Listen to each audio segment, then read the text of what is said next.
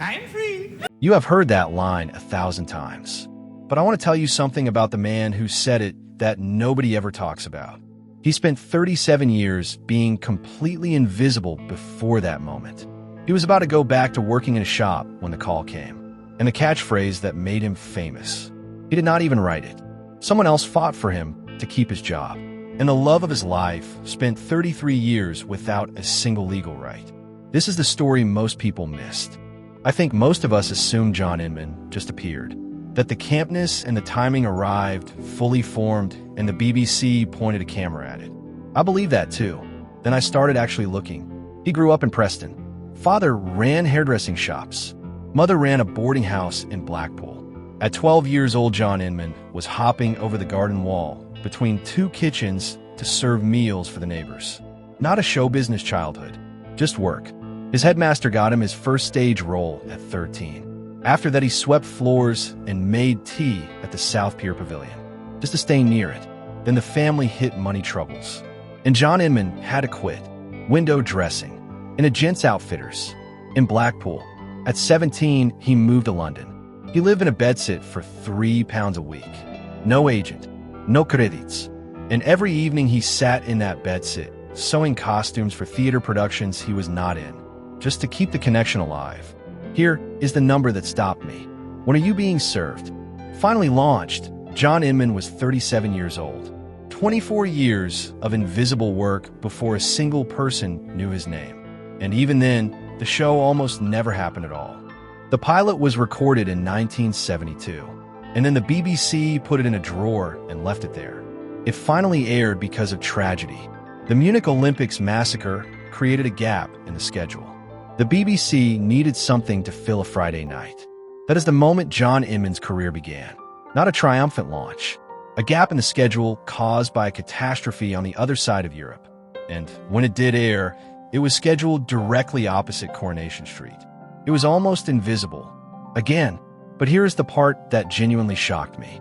A few episodes in, a senior BBC executive watched the recordings, looked at Mr. Humphries, and sent a note to writer David Croft. The words were blunt and ugly. Get rid of the poof. That was the official instruction from the BBC about the character John Inman had waited 20 years to play. Croft refused. He told them, if the poof goes, the show goes. John Inman was not in that room. He had no idea how close it came. He was just a 37-year-old man who had finally got his chance. And the institution paying him was quietly trying to erase him.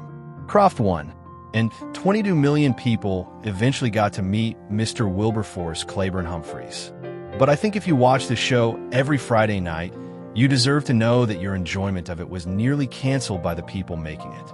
The fame came fast after that. BBC Personality of the Year in 1976. Funniest Man on Television. Magazine covers.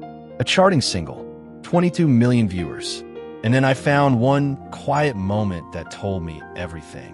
Nicholas Smith, who played the manager of Grace Brothers, said he once told Inman privately, if I was casting, I would have you playing a peppery old colonel, a barrister, something completely different. A serious role. Inman looked at him and said quietly, yes, but they won't let me, you know. That sentence, said not to a journalist, but to a colleague, with what Smith described as a sad look. In 1977, ITV gave him his own show, Odd Man Out, a chip shop owner who inherits a factory. Completely different. A real attempt to break out. 7 episodes. Canceled. And after that, I think he accepted the deal. Mr. Humphries was what they wanted. So that is what he gave them, with extraordinary grace and not one public word of complaint. What nobody knew while all of this was happening was that he was going home every night to a love story that his own country refused to recognize. And that is the part of this I could not stop thinking about. Drop a comment if you remember watching the show on Friday nights. I want to know if any of this changes how you see it. In December 2004, he was playing Wanda the Cook in Dick Whittington in London. Mid-run, he had to leave. Hepatitis A, contracted from contaminated food. And after that, he never worked again. No farewell show. No final curtain call. No chance to say goodbye to the audiences who had given him everything. Just a pantomime in December, a diagnosis and silence. He died at 4 in the morning on the 8th of March 2007 at St. Mary's Hospital in Paddington. Ron Lynch, his manager said, was absolutely devastated and inconsolable. When the will was published in July 2007, the papers led with the number £2.8 million. And the story they wrote was about a typecast actor who had cashed in one character. That reading misses everything. Every penny went to Ron Lynch, the man who had been there for 35 years without a single legal right for 33 of them. And the only other bequest in the entire will was £5,000 to the Entertainment Artistes Benevolent Fund, a fund for performers who fall on hard times. People like the young John Inman had been. The man in the 3-pound bedsit, sewing other people's costumes, waiting for a chance that took 20 years to arrive. He remembered exactly where he came from, and at the very end, he reached back toward it. Wendy Richard went on BBC Radio for the morning he died and said this: "John was one of the wittiest and most inventive actors I have ever worked with.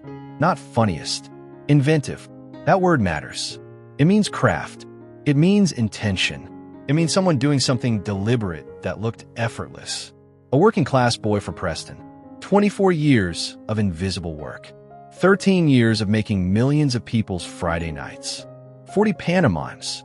35 years loving one person. 15 months with the law finally on his side. I'm free," he used to say.